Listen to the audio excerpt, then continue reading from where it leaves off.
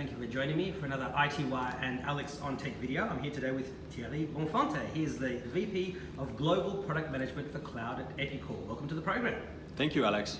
Now we're here at day 2 of Epicor Insights 2018 in Nashville, and I heard you speak today earlier about the ERP Cloud Roundtable, and I'll have that video. But can you just give us a bit of history about your work in the space with cloud? You were working at Oracle for some years, and now you're at Epicor.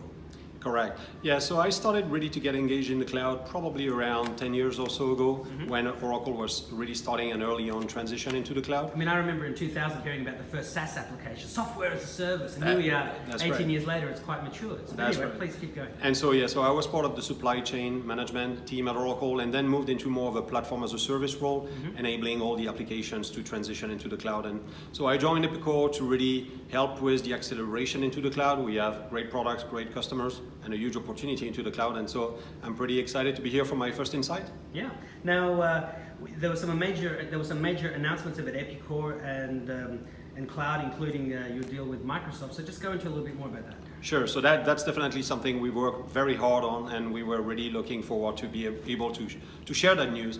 Fundamentally, it means two things for us. The first one is we needed to have a platform that can support our growth into the cloud. So we are already going global. We have customers all around the planet, and we want to be able to gain the elasticity from an infrastructure provider such as Microsoft. So we were looking at best-in-class infrastructure, security, reliability, performance, of course, compliance, which is more and more of a requirement for customers.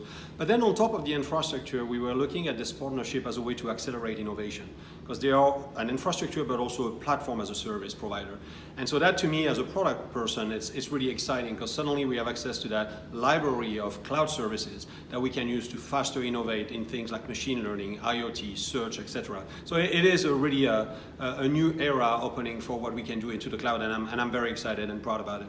And of course, we do have cloud providers, famously AWS and Google Cloud. So, I mean, are you still historically working with some clients on that? Are you trying to move them across to Azure? What's happening in that sort of that regard? Well, we've worked with all those companies in the past, and some of them we're still actively working with them. We have some products still running on AWS today.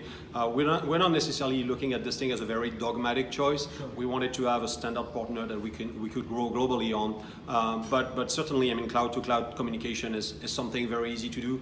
I don't believe we must suddenly move everything into Microsoft Azure, but definitely it's going to be our de facto platform moving forward. Sure.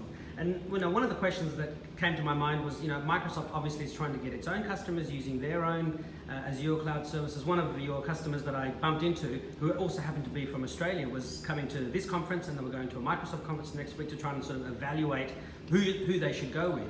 So what are the I mean, and obviously, you are working with manufacturing, and you've got customers that are different to Microsoft's. But what are the fundamental differences in what you're offering compared to Microsoft, given that there must be some customer overlap? There are, to a certain extent, but few comments on that. First of all, we've been a Microsoft partner for many, many years. So this is really taking that relationship into the cloud. Like everything today, it's all about competition. I don't think you can really partner with anyone without having some kind of an overlap somewhere. But a couple of comments on that. One, Microsoft has really made a corporate decision to really put the cloud at the forefront of their business. And so enabling ISVs to run and consume Azure is really the shift that they have gone through. Second of all, their product have great advantages in some situations, but really where we really shine is deep industry knowledge. So when you go into very specific manufacturing use cases, distribution use cases, retail use cases, and we're playing down to some sub-verticals like plastic molding, for example, and things like that. This is really where Epicor comes above pretty much anybody else. So, will there be a moment where we have a little bit of those frictions?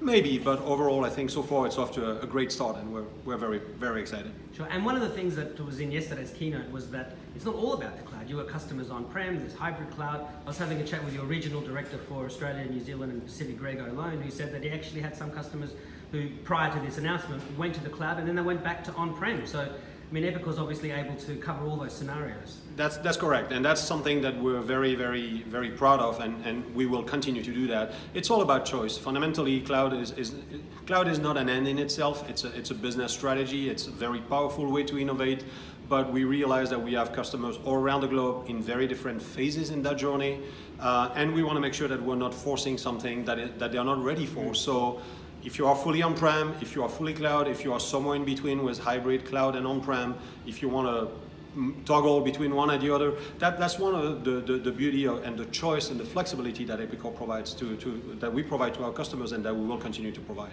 Sure. And on the topic of customers, I mean, what's some interactions you've had over the past couple of days, and what's some great customer stories that you can tell over the past few months? Yeah, no, there's a lot, and we're really excited when I talk to cloud customers. What's interesting, that's what I was saying yesterday in one of the keynotes, is to go back after the transition has been completed and to see that excitement. A few examples, we have customers that have gone through this transformation to the cloud because they didn't have enough IT investment. They felt that they were running short on IT, and they took the gamble, that jump into the cloud to try to free some of that staffing. And then you go back and you hear stories like, now we finally started that initiative that had been constantly postponed for the last many years. Or other examples where people are saying, you know what, we've been able in the cloud, not only we brought ourselves up to the latest release of Epicor Software, but we are also been able to integrate that into other applications. We've been able to make the ERP really act as the central hub of our offering. And so it's all that creativity, like once they're getting used to the central module of the cloud product, what they're doing with it is quite mesmerizing. There's no end to it, whether it's IoT, whether it's integration with other systems like CRM, it's pretty broad actually. Yeah, well, we had that great example of the factory retrofitting some of its older equipment, putting in sensors and suddenly getting live data, knowing when their devices are about to fail, they can fix them before that failure happens. That's right, exactly. And you know, I mentioned before that I first started hearing about software as a service and cloud stuff way back in sort of 2000. You know, I mean, just when the internet was still a baby. So you know, here we are 18 years later. If you look into the crystal ball for 2028, how do you think the cloud and Epicor and everything may have evolved? You know, might evolve over that next 10 years? I wish I had that crystal ball. That's why we'd all be on the Bahamas, right? Enjoying. But I think I would say that the transition to the cloud will continue to gain more and more traction.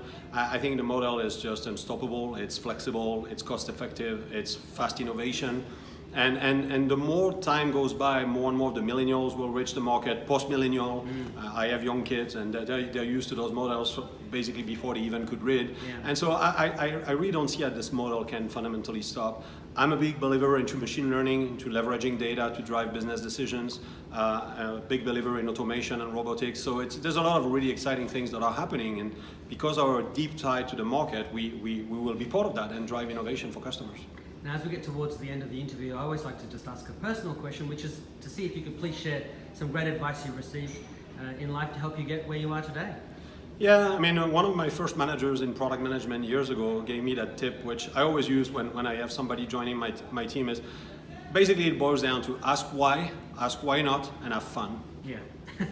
Well, that's short, simple, and sweet, and insightful, which is handy because we're at the Insights conference. So what's your final message to IT Wire viewers and readers, and to your current and future customers and partners? Well, I think look at the cloud. Don't feel the pressure to necessarily follow the buzzword and jump in the cloud simply because people talk about that, but look at it from a financial standpoint, look at it from a technology standpoint, and we can work with you, we can discuss your needs, we can really look at the choices ahead of you, but know that things are really moving extremely well, extremely fast, and again, we're excited to work with all the customers. Thierry, thank you very much for your time. Thank you, Alex.